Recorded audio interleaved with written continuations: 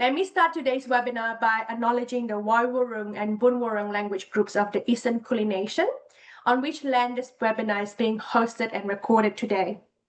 We also would like to acknowledge the traditional custodians of the country where you're from, and we pay respects to the elders past and present.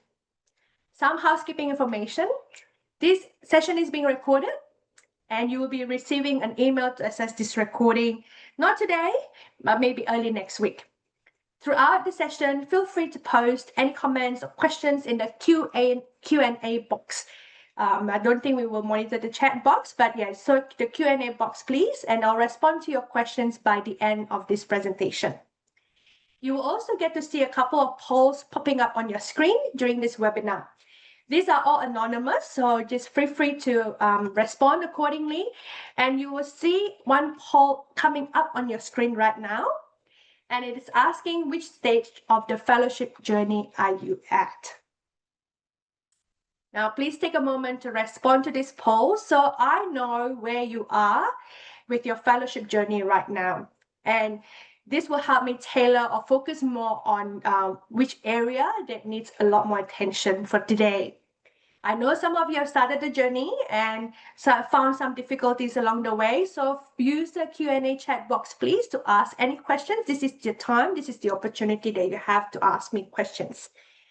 All right, I'll give you 3 more seconds and to answer the poll. And in 3, 2, 1, thank you for everybody who have participated in this poll.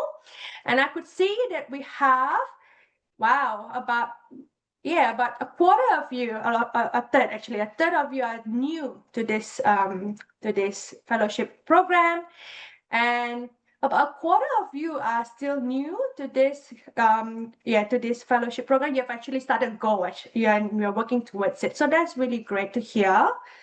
Some of you are leveling up. Very few of you are stuck, and a few of you are unsure. Well, thank you so much for that. Well, today I would like to share 3 things about this fellowship program, what it is, how you should, why you should consider it, and how you can participate in it. As we are wrapping up 2025, I know it is super fast. In about 2 months' time, we will be welcoming 2026. Well, many of us are being asked to reflect on what we've done so far and, set goals for 2026. What your goals might look like, what your role might look like. So can I encourage you then to consider the IEAA Fellowship Program as one of the goals for your career next year, if you haven't done that. Now, what is IEAA Fellowship? It is a prestigious recognition for professionals in international education community. Fellows are seen as leaders, innovators, and influencers with dedication and experience in international education in Australia and globally. Why should you consider it? The fellowship elevates your professional credibility and recognition within the international education community. You will also have access to exclusive networking opportunities with industry leaders and peers. It enhances your career advancements as you gain visibility in the community through participating in the various activities such as attending the IE events, AIEC, which I'll talk a little bit more, NAFSA, API, ASANA, Austrade, so on and so forth. And these are some of the acronyms or organizations that you might have heard or you will come across more and more for those of you who are still new to the industry. Now, here's the important part. You can see from the slide, the process of attaining IEAA Fellowship is very straightforward. There are only 4 steps. First and foremost, that is not mentioned here, you will need to be an IEAA member. Only IEAA members will have access to the fellowship profile. If you are not a member, it is okay. You can participate in our events, and whatever events you have attended, it will be in your account. You will just not be able to access it. All right. Once you're a member, then you can navigate to the fellowship profile under your account and set your goal. That is the first thing first. Choose from 3 levels. There are associate fellow, fellow, or senior fellow. Each level has its own criteria and goals or sub-criteria that you need to achieve. Now, second one is to log in your activities. Now, there is an activity logbook where you can add activities that you have attended in your entire career. Be very mindful. There are specific set of rules for certain activities. And for example, for events that you have attended, professional development events, there is a 10-year limit. So anything that is older than 10 years ago will not be considered in this fellowship program. Something to be mindful of. Now, if you're not sure whether an activity counts as for this fellowship program or not, just simple question to ask yourself: is this activity a professional development activity? Or is it organized by a peak body or third-party organization, or is it your organization? Just be very mindful. Meetings that are run by universities or your organizations or an association or peak body meetings are not an acceptable form of PD because it is part of your role or your voluntary role. Yeah. So just remember, it is professional development, something that is meant to be outside of your day-to-day roles for certain activities, but of course your day-to-day roles also count and can be considered for points. So I'll walk you through. Now, as you add some activities manually, the system will automatically calculate your points. The third one is to request for an assessment. Apologies, I forgot to click on this. So the third step is once you meet the required points for your goal, you can submit for an assessment. Why is an assessment needed? Many people ask me this question. Well, it is because whatever activities that you have added manually need to be verified. So by default, when you add a new activity into your logbook, it will remain unverified. So don't be stressed or keep asking why is it unverified, because it will remain unverified until they go through the assessment process. And during this assessment process, I will review your claims, I will check the supporting documents and ensure that you haven't exceeded some category limits and you meet that criteria for each of the activities. Now, be sure to check the list of eligible activities and criteria before requesting the assessment. And also ensure that you have uploaded supporting documents, because that will make the assessment process easier and faster.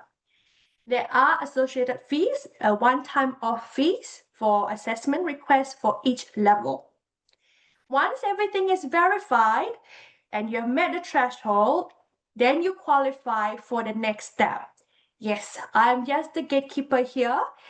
There is an IEAA PD Professional Development Committee that will review all your applications and make an endorsement. Only when it has been endorsed, then you will go to the next step. Congratulations. You can then share your credential and level up if you are starting from associate fellow or fellow. This is an achievement to be proud of. Do you remember how many levels that I mentioned earlier? Yes, there are 3 goals, and on the screen you can see the different criteria.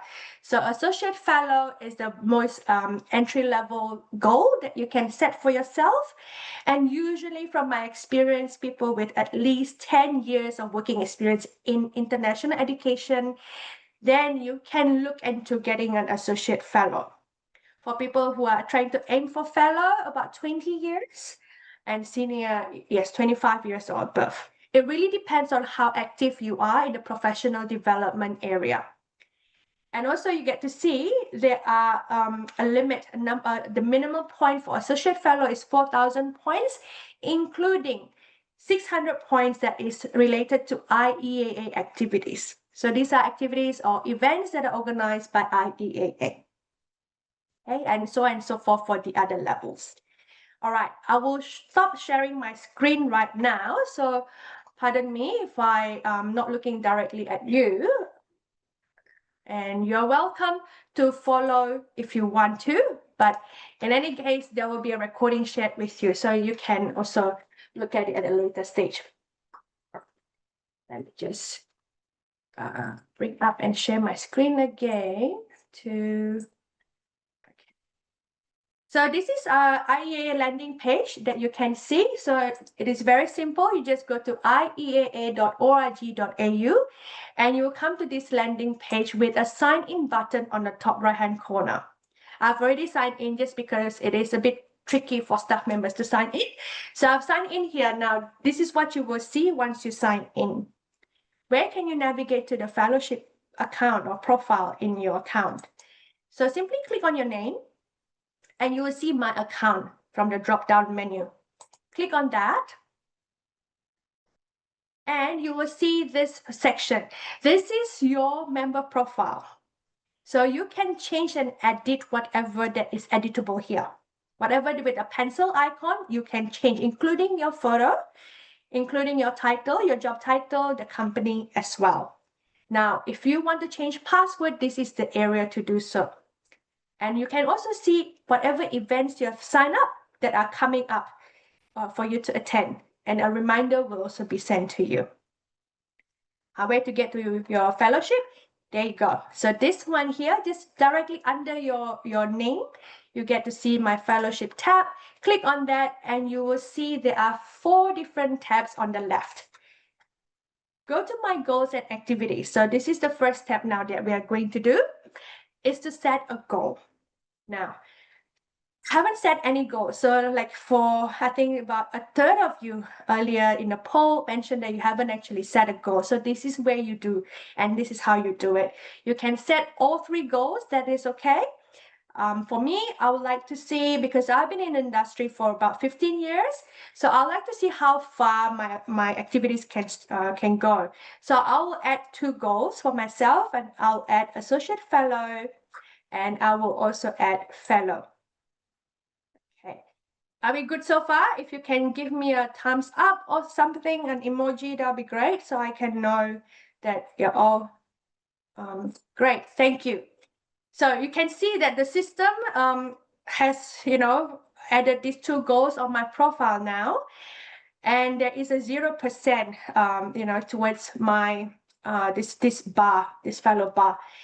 Okay, the system will take a while to calculate whatever that you have, so just bear with it. What you can do now, though, you can go to activity logbook, which is just next to the fellowship goals.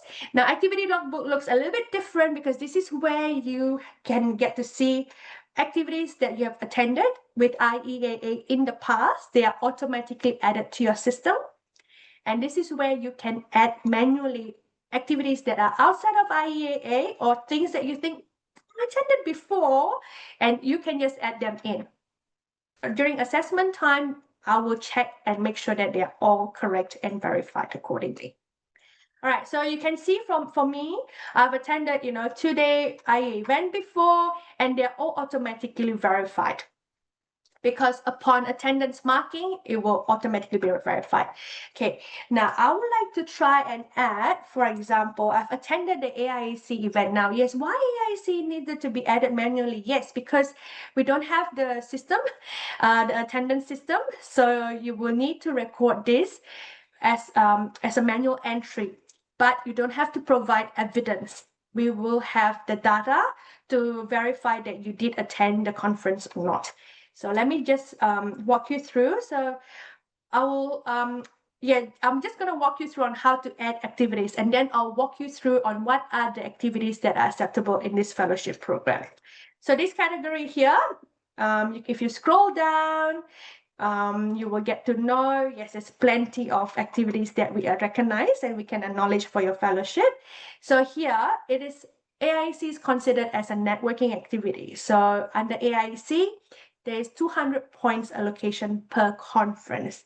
It's a really, really easy and fast way of getting points.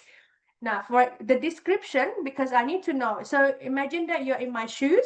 I need to know what you're claiming for. Because if you just put here like this, I mean, it's okay, not a problem. But if you know which year that you attended AIC for example, 2024, 2025, and then maybe 2023. So I've attended in the past 3 years, and I will just put here the number of years, not the years. I think a lot of people, I've seen quite a few people making the mistake here and then suddenly realize, why are my points getting out of hand?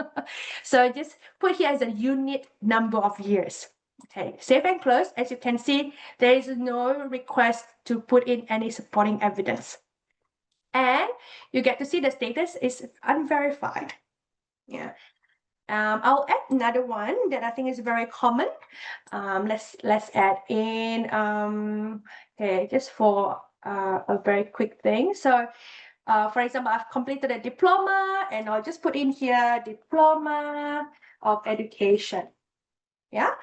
And then you see, when there's qualification, you will need to be supported with evidence. So there will be an attachment option here for you to attach a file. So when you click this, and it will come up with with something for you to attach document. Or if it is a working experience, we accept LinkedIn as your supporting evidence. So that is also a link that you can provide. Save and close. And you get to see it's unverified again. So any manual entry, I'm going to add another one.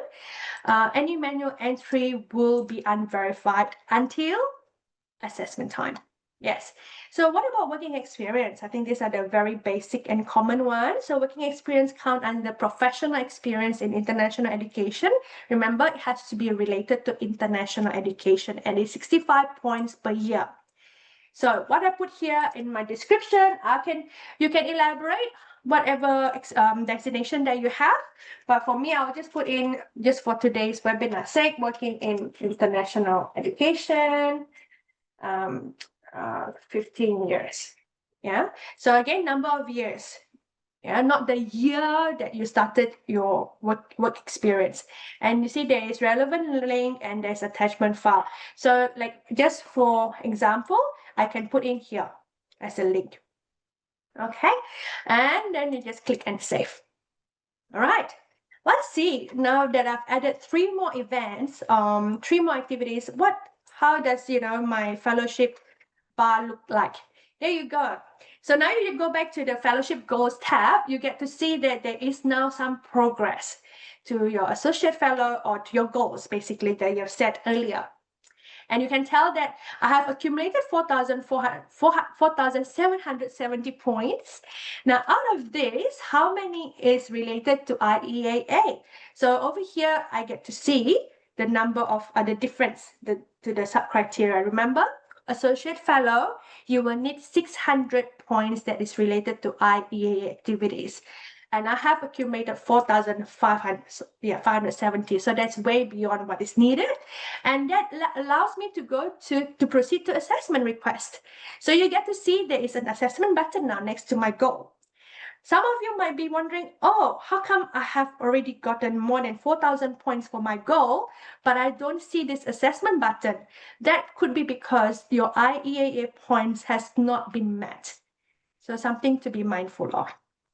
Okay, once you see the assessment button, you can just click on that. If you're ready to have your fellowship application assist, simply follow the prompt. This is almost like, when you do online shopping.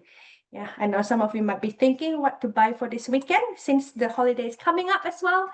All right, so you click on that. Now, where do I go and proceed? So just now you've seen that I just click add to cart.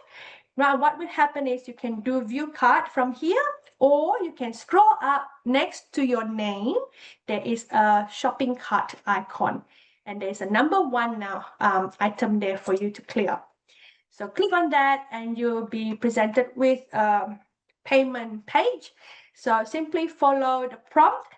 Just put in, you want to pay now. So just to let you know, Associate Fellow costs $180 of assessment fee right now. And if you are trying to go for fellow, it's $220, including GST. Now, if you're looking for senior fellow, it's $280. Now, these costs have just been increased, and they might be increased on an annual basis, but it is on a review annual basis with the PD committee. We will let you know in advance if prices are going to be updated. All right, once you're completed with this, once you're happy, just click submit order, and there you go. And I'll be prompted with a notification that, hey, John Smith is asking for an assessment for fellow Go, and I will do the checking. Please be mindful that the assessment period may take some time, sometimes up to 2 weeks. It really depends, but the more evidence that you provide, or the easier, it's quite clear cut and all that, it will be easier and faster to process. But I'm helping you along the way, so there is no need to worry with that.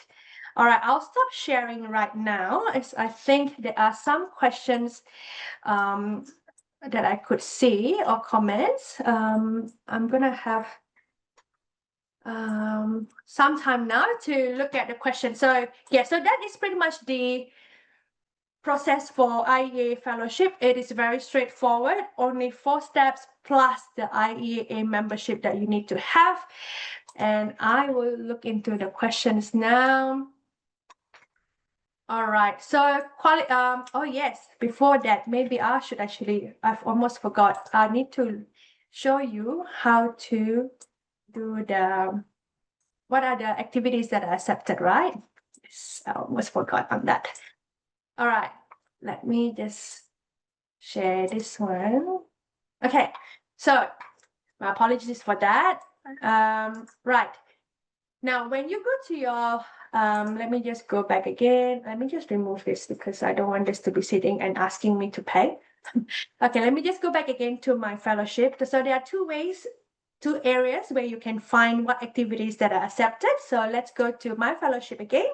And you can see, so there are my goals and activities for you to add on activities and add your goals, and then assessment credentials, another tab for you to request an assessment. You can just click on it and you will see it is very similar to what you see on the previous tab. And activity types. So this is another way to check what are the activities that are accepted for the fellowship program. There's also another way to navigate, since if you are not a member yet and you want to know, so I will just show you. Go back again to our landing page, iea.org.au, and you go to Learning and Development tab. Under that, there is IEA Fellowship, which is the second option from the drop-down menu, and you go to Earn Fellowship Points. This is also the second option from the drop-down menu. It is the same page, basically. There are 3 levels, as mentioned: Associate Fellow, Fellow, and Senior Fellow, and these are the sub-criteria for each of the goals. There are 3 broad categories: education, experience, and engagement. What qualify as education? So formal qualifications. Somebody asked me earlier, if it is an education that's over 10 years ago, of course, we will accept. In fact, whatever qualifications, it doesn't have to be related to international education. It can be something to do with hairdressing. If you've done it in your past life, you can also include that in. We will accept it and we will give you points, because right now in Australia, it might only be a coming thing that we have international education related qualifications. Previously, there's none, and we will recognize anything according to AQF framework. All right, and you can see there are different points for different qualifications. So if you have done a bachelor degree, if you have done a master's degree, if you've done a PhD, all these 3 add up to 1,000 points just from formal qualification alone. Fast, right? Easy, right? So it's already 1,000 points. There you go. Now, professional learning, what do we recognize here?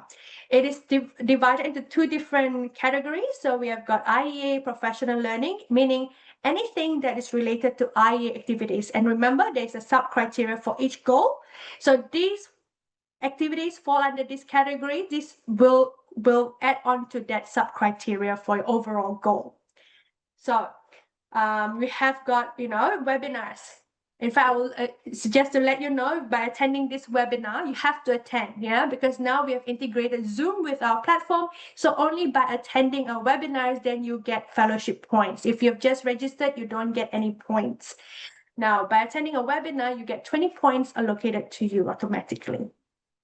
And if you have attended our forum, for example, which is a 2-day forum, usually network forum, that will give you 200 points. Now you can see there is some limitations or criteria there.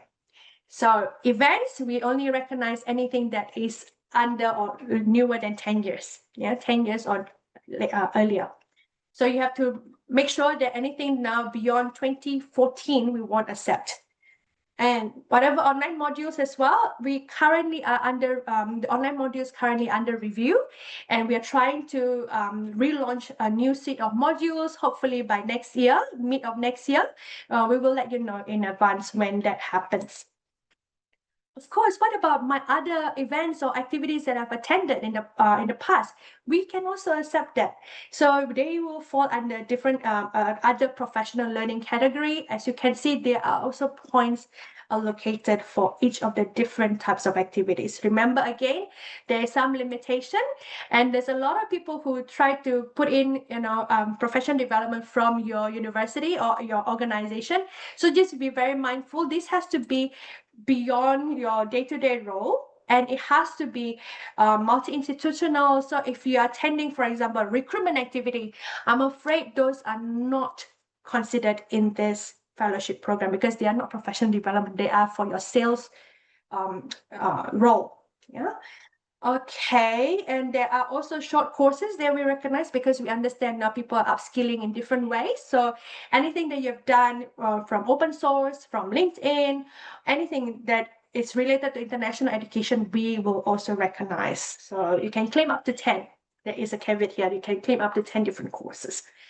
Now, credentials, there are not that many professional, credentials related to international education. I understand that, but there are some examples, as you can see on the list here. So, for example, Asian Link Leaders Program, if you've participated in that, you can claim points for it. And if you're an agent, you have done an agent certification, you can also claim 100 points for it. Now, just be mindful, you can claim only up to 3. Okay. What about work experience? I mentioned earlier, so if you've done a number of years in the sector, we award 65 points per year. And you only need to provide LinkedIn or a CV as well. Of course, we will accept that. So you just need to prove that you've done the number of years, and you can provide evidence for that. If you've got other proficiency in languages, that is not English. So because this is an Australian IEAA fellowship, so we recognize English as your main language of communication. But if you've got other languages that you're proficient in, simply claim 200 points per language. What about outside of workplace? So this is something to do with, for example, if you have been in a committee nationally, just be very mindful. This is not appointed kind of roles, though. It usually involves elections or voting. So it is a very case-by-case kind of assessment. Again, I'm just the gatekeeper, so the professional development committee will be the one that will review it even more. Just be mindful because the number of points is substantial here. So the level of committee or government standing here has to be significant enough that you are given this 400 points per year, up to 3 years only. So you can only get 1,200 for this. If you have been involved in, for example, in a state or territory level as well, you get to claim points accordingly. Now, overseas experiences. So anything that is in Australia will not be considered. I understand some of us might have come from a different country, and you have done, maybe a short work experience here before going back and then coming back here permanently. Unfortunately, those are not considered. Any experiences where you are you're born in that country or citizen of that country or permanent resident of that country, we do not recognize, unfortunately. However, any experiences, even as short as just 2 weeks long, not recruitment related, not day-to-day, not related to your day-to-day role, but it is something to, for example, you've done a staff exchange or student exchange during your uni years, those can be considered for fellowship points. All right. There is also volunteering activities. Yes, some of you have been part of a mentoring system, so you have to just provide concrete evidence that you've done that. It has to be related to international education. Awards. Some of you might have been recognized within your organization, and it's called the internal award. So just be very mindful. If you're in a university setting, it has to be quite high level. So a vice chancellor or, a DVC level kind of award where there's nomination put in place, where there's election put in place, then you're eligible for that award. So it's not an award where, it's within your little small team, then you get a best employee award kind of thing. No, because you can see again, the number of points that is allocated for this is 400 points. So it is substantial and has to be of a substantial level. Okay. Giving back. This is another way. If you haven't really considered, or if you're still new, or if you have been in the industry for a while now and you're wondering, how else can I elevate my career? How else can I put myself forward? So this is another way that you can give back, and it will be recognized in the IEAA Fellowship program. Consider being part of IEAA. We do, there is always every year annually, we have positions available for you to volunteer yourself as a network leader, as a young professional, co-chair, or even just being part of a working group. So we have a few working groups that are currently going, so you can also be awarded for fellowship points for that. What about other areas? If you're a writer or if you're a presenter, you can also claim points. In fact, there are actually a lot of points for each presentation. So if you have been with at an AIC conference recently and you've presented two different presentations, you get 500 points. This is including your attendance. Now, if you are just cheering, unfortunately, you won't get any points. Remember, this is quite substantial, so it has to be a presentation or even part of a panel where you have to contribute knowledge and expertise. Yeah, so not just cheering, unfortunately. If you have done presentation that is outside of AIC or IEA, you also get points. So not just attendance, but even presenting, you get points for that.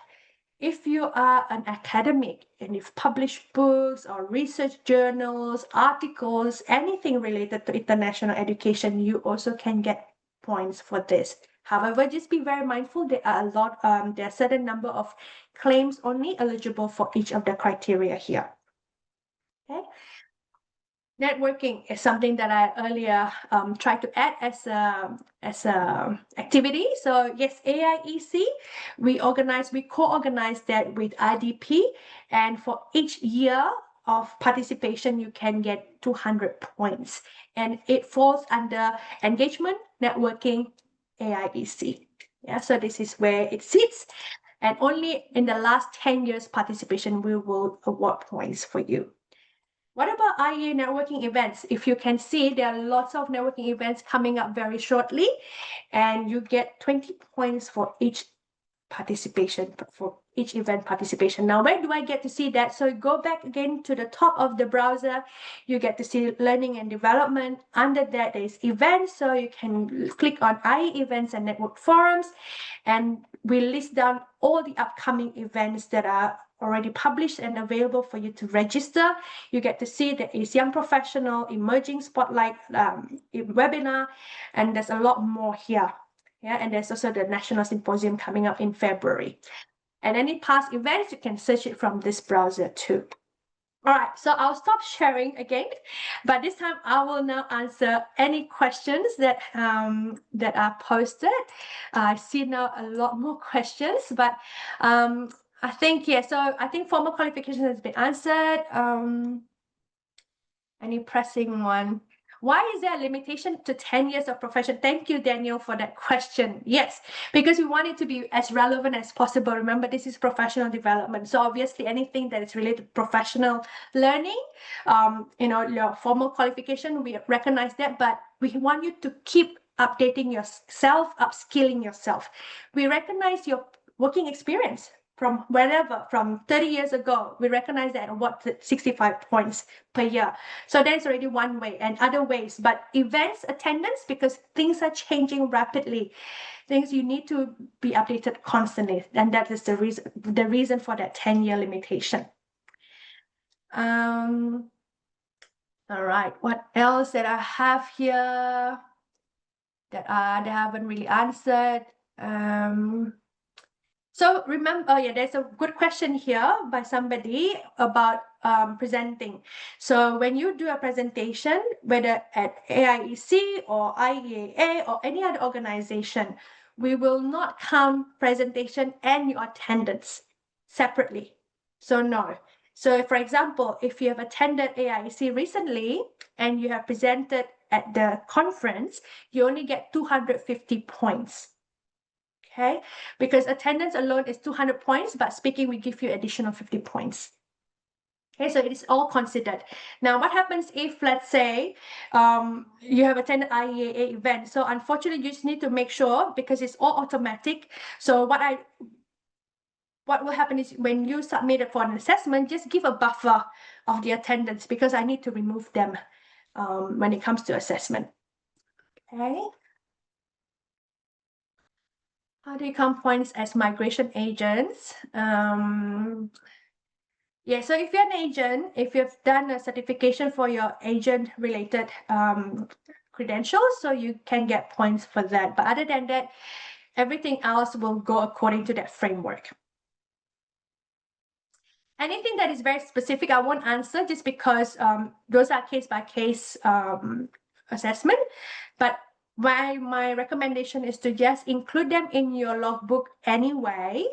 And what happens is if you don't, after the assessment and suddenly you're not meeting the minimum points required for your goal, what happens is that your application will just sit in our system. And when you keep adding new activities, once it again meets the threshold, then I will reevaluate and I'll reassess without you having to pay additional fee. Because again, one goal, one admin fee, and that's it. Okay, that is the current framework right now. It might change. I don't know in the future. All right.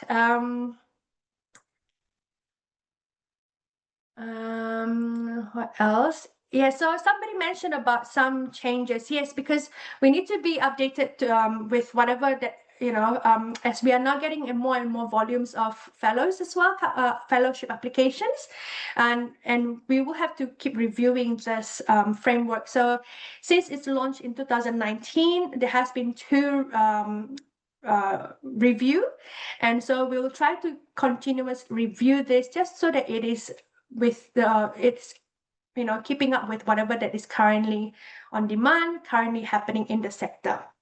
I hope that helps.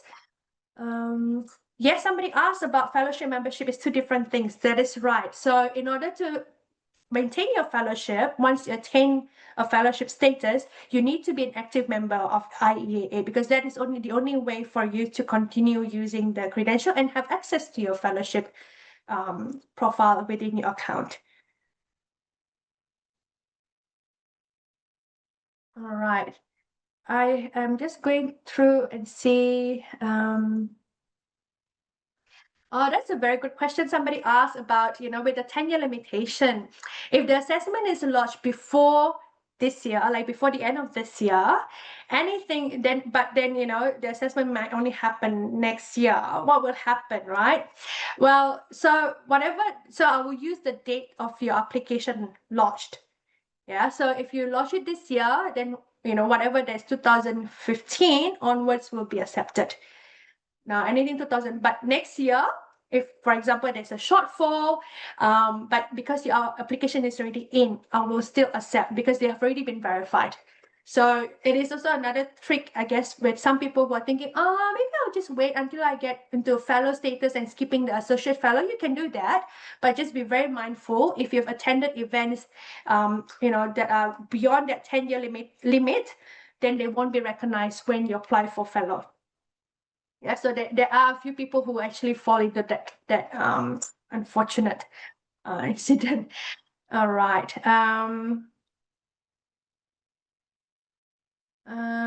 Okay, I think that's pretty much it that we are. Is it difficult to get IE activity points if you are not located? Oh, thank you, David, for asking that question. Yeah, so the IE activities, I know it is a bit tricky for people who are not based in Australia. However, we do webinars that are free that you can attend at any other time. So that is something that you can consider. Unfortunately, this is the lowest that we can go with 600 points, which means if you're attending AIEC 3 years, and hopefully the the online modules will also help, because that is one way that people can accumulate points towards the IEA related activities. And just stay tuned. We are hoping, we're aiming to launch it mid next year. Okay, I think that's about it. And can I ask my colleague to put out another post? This post is, yeah, just to have an understanding of what we have already summarized, what we've talked to today. So if you can just respond to this quiz, a very short quiz, just so that I know as well whether is there any further clarification needed for today's session. It's very good, I think, to answer these questions if you can, just to get your understanding, because some of us might have been, maybe need further clarification, because I can see already half of us need some further clarification already. So, okay, I'll answer the questions now. For the number one, what is the very first step of becoming an IEA Associate Fellow, Senior Fellow? Some people say setting a fellowship goal. Yes, but also remembering that you need to be an IEAA member in order to assess that fellowship profile within your account. So you need to be a member first, remember that. All right, number two, when can I request for an assessment? That's great, the majority of you got it. So it is only after you met the goals criteria. So without meeting the criteria for the goal that you're setting yourself for, you won't be able to see the assessment button. Yeah, so it's very crucial to meet that threshold. Now, number three, what activities will I earn IEA related points for? Now, this one is multiple. So for those of you who have, selected all four, unfortunately, there's one that doesn't qualify for that point. So this is something that, many of us do not know. So if you have been awarded an IEA Excellence Award, because this is an excellence award, so it's not an activity. So with that, unfortunately, we won't quantify, we won't add that points, because that is 1,000 points, for example, to be the winner of the award. So yeah, that is separate. Yeah, but it comes towards your overall goal that you want to achieve, just not the sub criteria of the goal. All right, thank you everybody. I hope that really helps. And again, remember to I just want to highlight and bring to your attention again, let me just share my screen. I just want you to know that there are events coming up, and let me just go back again. All right, so there are events coming up, and in fact, at about 1:30 our time, we will have the members update and looking back and looking forward. So there are 3 speakers for this, including our CEO, Phil Honeywood. I think it's a not to miss session. So if you haven't registered, please let us know. But otherwise, thank you very much for being in this webinar and your questions. I really am very happy to see all of you trying to engage more in the sector. And if you have got any questions whatsoever, feel free to email me at professional-learning@IEAA.org.au. I'm Elizabeth. Have a wonderful day, and we'll see you next time. Bye.